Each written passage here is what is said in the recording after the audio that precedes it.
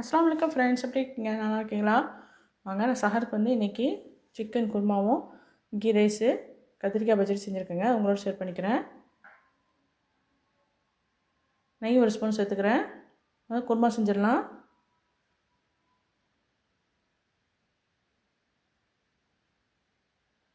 நல்லெண்ணெய் கொஞ்சம் சேர்த்துக்கிறேங்க.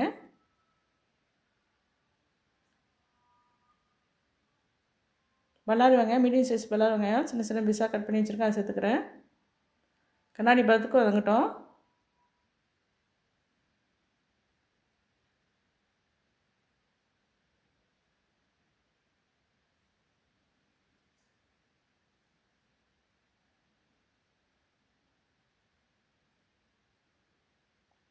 மிளகாத்தூள் ஒரு ஸ்பூன் போட்டுக்கிறேன்.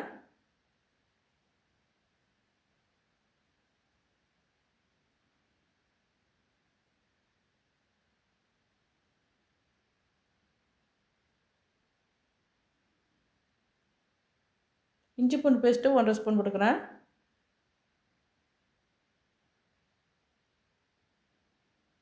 இஞ்சி பூண்டு மணம் வரைக்கும் நம்ம வதக்கிக்கிட்டே இருக்கணுங்க. இப்போ சிக்கன் 1/2 கிலோ சிக்கன் இருக்குங்க, கழுவி சுத்தம் பண்ணி வச்சுருக்கேன், சேர்த்துக்கிறேன்.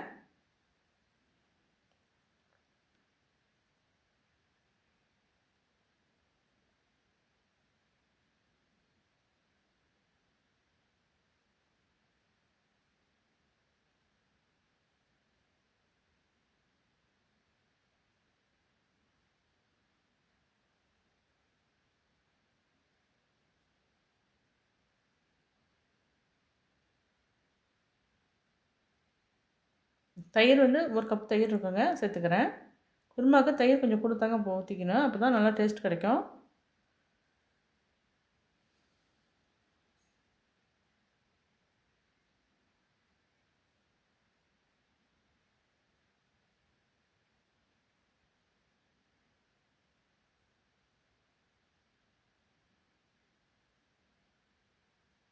தேவையான மசாலா பொருட்கள் பார்த்துடலாம். மல்லித்தூள் 3 வெஜ்ஜக்கண்டி வச்சுருக்கேன். மிளகுத்தூள் 1 ஸ்பூன், ஜீரகத்தூள் 1 ஸ்பூன், கரம் மசாலா தூள் 1 ஸ்பூன் சேர்த்துக்கிட்டுலாம். தக்காளி 2 தக்காளி பிசைஞ்சு வச்சுருக்கேங்க, அதை சேர்த்துக்கிறேன்.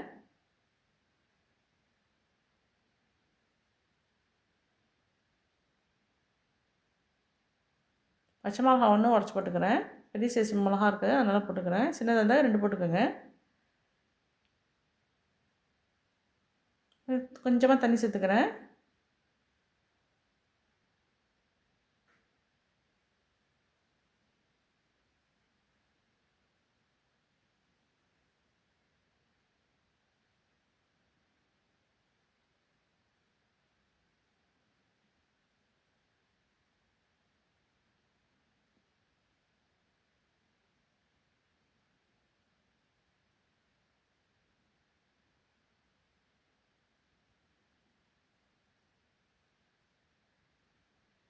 கொஞ்சமாக உப்பு சேர்த்துக்கிறேன்.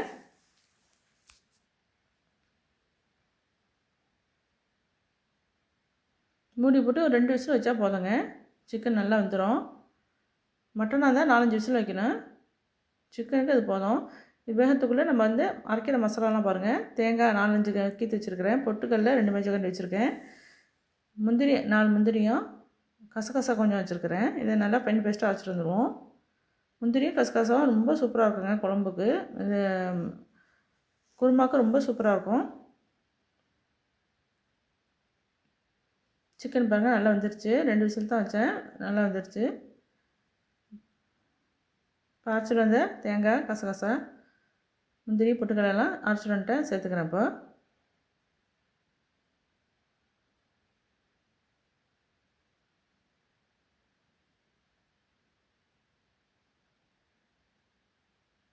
நல்லா கொதிக்கிட்டோங்க. ஒரு 5 நிமிஷம் வரைக்கும் கொதிக்கணும்.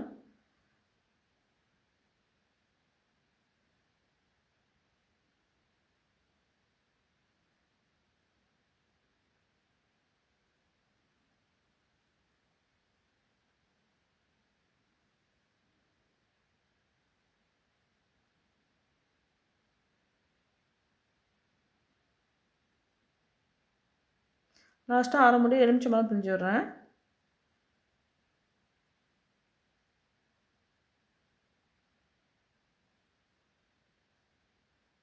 அவ்வளோதாங்க. சேர்க்க வேண்டியதெல்லாம் சேர்த்தாச்சு. பொருட்கள்லாம் நல்லா கொதி வந்துச்சு, ஆயிலெலாம் பிரிஞ்சு வந்துருச்சு. நம்ம குருமா சூப்பர் ரெடி ஆகிடுச்சு. வண்டி இறக்கிட்டு இறக்கிடலாம்.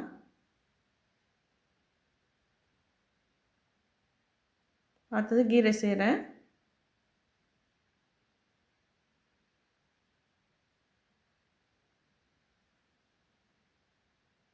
கீ ரைஸுக்குள்ள ரம்ப இலையும் புதினாவும் எங்கள் வீட்டிலே இருக்குங்க.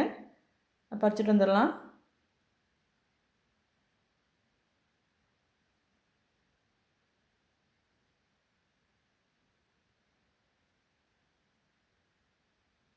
ரம்ப இலை பாருங்கள் எப்படி நல்லா வளர்ந்துருக்கு பாருங்கள். கீ ரைஸுக்கு ரொம்ப மணமாக இருக்கும். ஒரு இலை போட்டாலும் போதும்.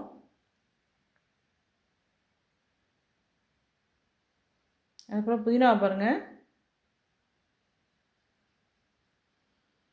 எப்படி வளர்ந்துருக்கு பாருங்கள். 4-5 குச்சி தான் வச்சேன், எவ்வளோ நிறையா வளர்ந்துருக்கு பாருங்கள். நம்ம அப்போதைக்கு தேவைப்படும்போது நம்ம பறிச்சுக்கலாம். நல்லா ஃப்ரெஷ்ஷாக இருக்கும், நல்லா மணமாகவும் இருக்கும்.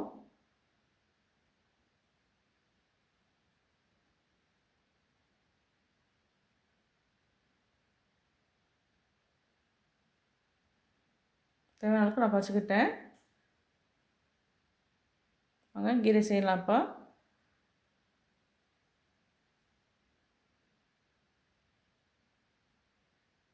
நெய் 1 ஸ்பூன் சேர்த்துக்கிறேன்.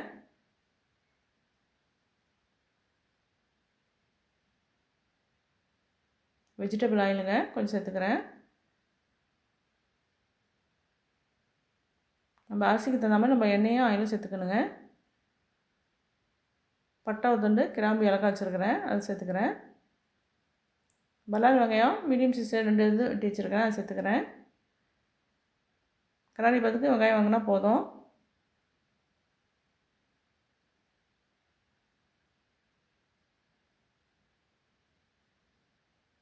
ரொம்ப கலர் ரொம்ப இதாக ப்ரௌன் கலரில் ஆச்சுனாக்கா நிறம் மாறி போயிடுங்க. கீ ரைஸு வெள்ளையாக இருக்காது.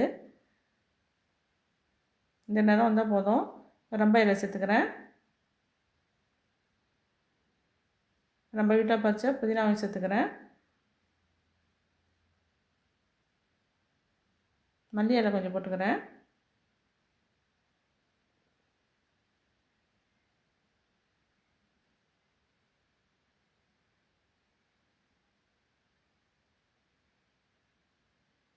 இப்போ இஞ்சி பூண்டு பேஸ்ட்டு சேர்த்துக்கிறேன். 2 ஸ்பூன் போட்டுக்கிறேன் இஞ்சி பூண்டு பேஸ்ட்டு.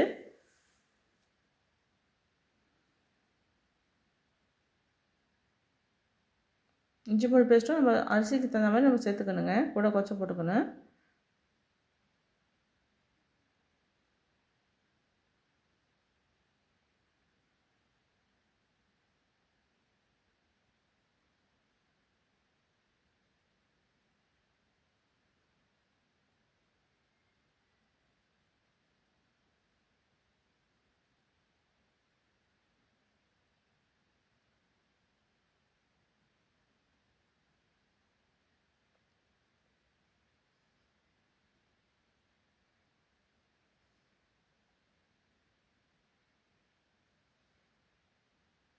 இஞ்சி பூண்டு நல்லா மணம் வர வரைக்கும் வதக்கிக்கணுங்க.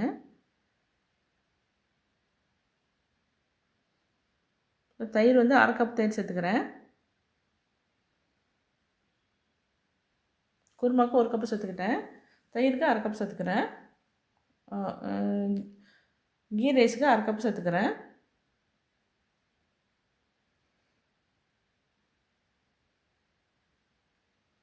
மூடி போட்டு 1 நிமிஷம் இருக்கட்டுங்க.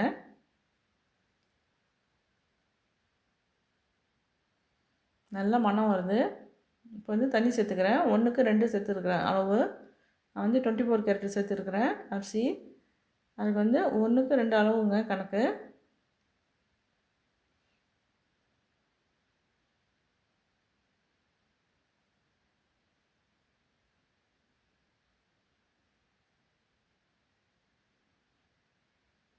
பாஸ்மதி இருந்தால் 1க்கு 1 அளவு. தேவையான உப்பு சேர்த்துக்கிறேன். இப்போ மூடி போட்டு கொதி வரட்டும். கொதிச்ச பிறகு நம்ம அரிசி சேர்த்துக்கலாம். நான் அரிசி வந்து ஒரு 10 நிமிஷமாக ஊற வச்சுருக்கிறேன். நல்லா கொதிக்குது. இப்போ அரிசி சேர்த்துக்கிறேன்.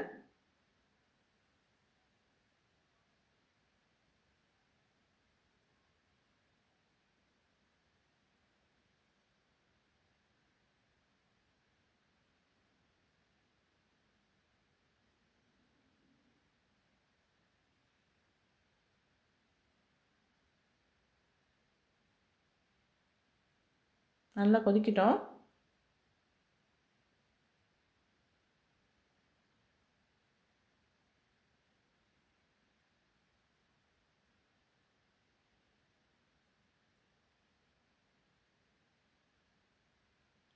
நல்லா கொதித்து தம் போடுற அளவுக்கு வந்துடுச்சுங்க.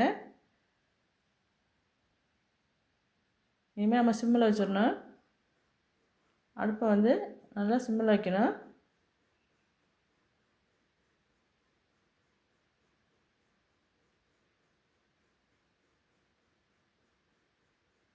லாஸ்ட்டாக நான் வந்து பசுனை கொஞ்சம் சேர்த்துக்குவேங்க. அப்போ தான் நல்லா ஃப்ளேவராக இருக்கும்.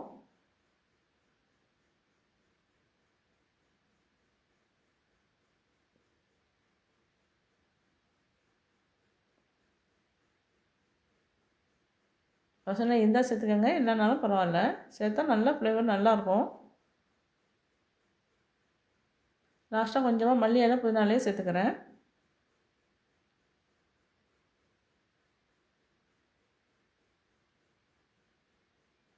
இப்போ மூடி போட்டு 10 நிமிஷம் அப்படியே சிம்மிலேயே நம்ம வேக வைக்கணுங்க. அப்படியே இருக்கணும், அடுப்பில் திறக்கலாம் கூடாது. சிம்மில் வச்சு தம் போடுற இருக்குது. நம்ம கத்திரிக்காய் பச்சை செஞ்சிடலாம். கத்திரிக்காய் பாருங்கள், சின்ன சின்ன பீஸாக கட் பண்ணி ஆயிலில் வதக்கிக்கிட்டு இருக்கேன். நல்லா சுருளாக வேகணுங்க கத்திரிக்காய், அப்போ தான் நல்லா டேஸ்ட்டாக இருக்கும். நல்லா வதங்கிடுச்சு, நான் எடுத்து வச்சுக்கிட்டேன்.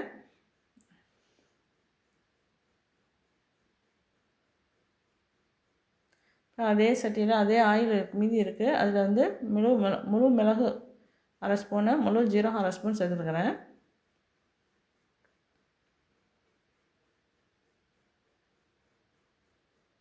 பூண்டு வந்து 4 பல் பூண்டு இருக்குங்க, அது சேர்த்துக்கிறேன்.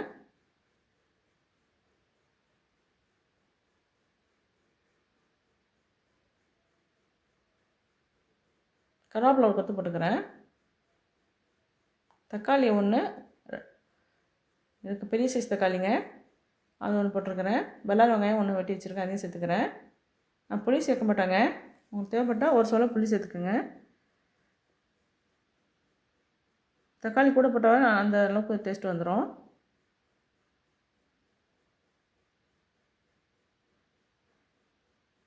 மிளகாத்தூள் அரை ஸ்பூன் போட்டுக்கிறேன், ரொம்பலாம் போட வேணாம்.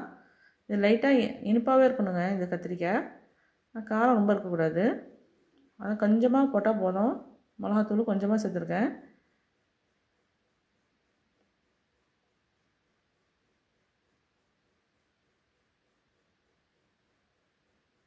நல்லா வதங்கிடுச்சு வெங்காயமும் தக்காளியும். நம்ம எடுத்து வச்சுருக்கிற கத்திரிக்காய் இப்போ சேர்த்துக்கிறேன். நல்லா வதங்கியிருக்கு பாருங்கள் கத்திரிக்காய்.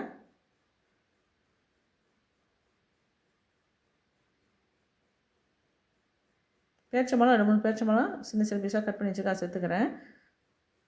பேரிச்சம்பழம் இல்லைன்னா நீங்கள் கொஞ்சமாக வெல்லம் சேர்த்துக்கலாம், இல்லை சீனி சேர்த்துக்கலாம். கொஞ்சம் இனிப்பாக தான் நல்லாயிருக்குங்க. உப்பு கொஞ்சமாக போட்டுக்கிறேன். எல்லா சுவையும் கலந்த மாதிரி இருக்குங்க இந்த கத்திரிக்காய். புளிப்பு, இனிப்பு, உரப்பு எல்லாமே சேர்ந்ததாக இருக்குங்க. கீ ரைஸ்க்கு எல்லா வீட்டையும் செய்வாங்க. கத்திரிக்காய் எல்லா விட இருக்காதுங்க. கத்திரிக்காய் உள்ளவங்களும் கண்டிப்பாக வச்சுக்குவாங்க.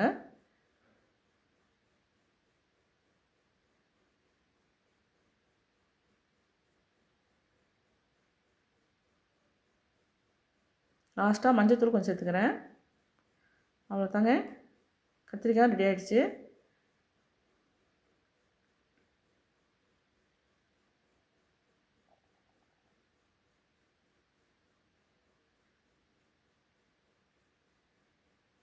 ரொம்ப சூப்பராக இருக்கும் அந்த கத்திரிக்காய். எல்லாமே நமக்கு ரெடி ஆகிடுச்சுங்க. கத்திரிக்காய் ரெடி ஆகிடுச்சு.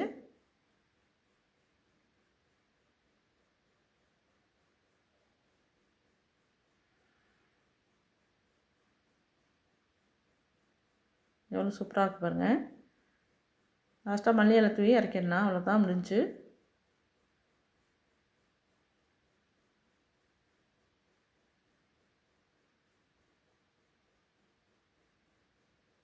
தம்மில் போட்டிருக்க கீ ரைஸும் ரெடி ஆகிடுச்சு. 10 நிமிஷமாக இருந்துச்சு. இப்போ திறந்து பார்க்குறேன், நான் கரெக்டாக வந்துருச்சுங்க. தண்ணியெலாம் வற்றி போயிடுச்சு.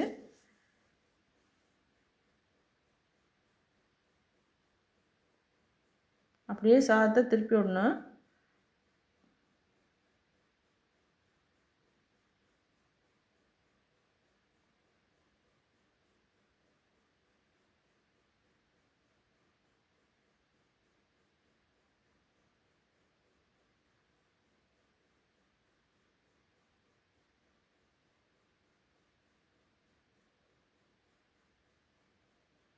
இதே மாதிரி நீங்களும் செஞ்சு பாருங்கள். ரொம்ப ரொம்ப சூப்பராக இருக்கும். கீ ரைஸும் நல்லாயிருக்கும், குருமாவும் நல்லாயிருக்குங்க. நான் போடுற வீடியோ உங்களுக்கு பிடிச்சிருந்துச்சுன்னா லைக் பண்ணுங்கள், ஷேர் பண்ணுங்கள், சப்ஸ்கிரைப் பண்ணுங்கள், கமெண்ட்டில் சொல்லுங்கள் எப்படி இருக்குன்னு. இது வரைக்கும் சேனல் பார்த்ததுக்கு ரொம்ப ரொம்ப நன்றிங்க. தேங்க்ஸ் ஃபார் வாட்சிங்.